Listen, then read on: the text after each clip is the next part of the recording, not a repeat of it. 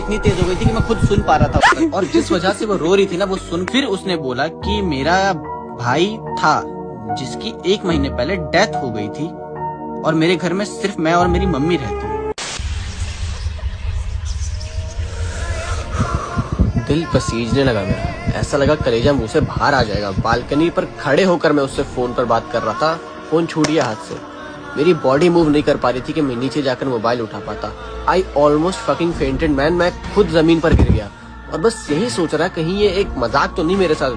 पर उस लड़की का हर रात चीख चीख कर रोना, उसकी आवाज में वो कुछ खोने का दर्द, अपने भाई की किसी भी बात का जवाब न देना, ये मजाक नहीं हो सकता भैंचो। शायद उसके भाई को मैं ही सुन सकता था, पर मैं ही क्यों? सही में स्पिरिट्स रूह की दुनिया होती है, वहाँ से लौटकर आया जा सकता है? इतने सवाल भैंचो, मेरी सांसें वापस आई और अब मैं लग गया पता करने कि हुआ क्या था आखिर उसके भाई के साथ। और शायद वो मेरी सबसे बड़ी गलती थी।